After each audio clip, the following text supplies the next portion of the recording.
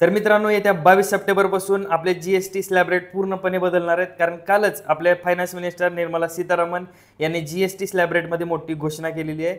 त्यानुसार जी बेसिक गोष्टी आहेत ते स्वस्त होणार आहेत आणि लक्झरी गोष्टींवरती टॅक्स जास्त लागणार आहे. म्हणजे आपल्या दैनंदिन जीवनात वापरात येणाऱ्या गोष्टी, टूथपेस्ट, साबण, शॅम्पू या गोष्टींवरती 5% जी-एस-टी करण्यात आलेला आहे, जो पहिला 18% होता. आणि जे दुग्धजन्य पदार्थ आहेत जसं पनीर, दूध यांवरती टॅक्स अजिबात राहणार नाही, जे पहिले 5% टॅक्स होता. आणि शेतकऱ्यांना सुद्धा बराच फायदा झालेला आहे. कारण शेती रिलेटेड जे गोष्टी होत्या जसं ट्रॅक्टर, खत बियाणे यांवरती आता 5% जी-एस-टी लागणार आहे, जे पहिलं 18% जी-एस-टी होती.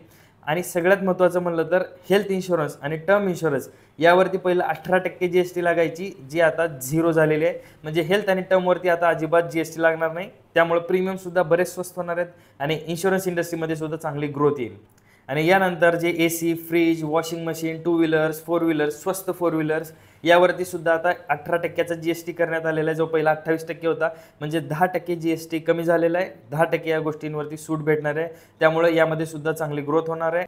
आणि सर्वात जास्त जी-एस-टी कशावर लागलेला आहे तर सुपर लक्झरी आयटम्स, जसं सुपर लक्झरी कार्स आहेत, सिगारेट्स, पान मसाला, कार्बोनेटेड ड्रिंक्स म्हणजे कोल्ड ड्रिंक्स यावरती 40%चा जी-एस-टी लावण्यात आलेला आहे. त्यामुळे सर्वसामान्यांना ज्या गोष्टी गरजेच्या आहेत त्यावरती जी-एस-टी कमी आहे, त्या गोष्टी परवडणार आहेत. त्यामुळे नक्कीच ग्रोथ होणार आहे आणि इन्शुरन्स इंडस्ट्रीमध्ये सुद्धा चांगली ग्रोथ येईल.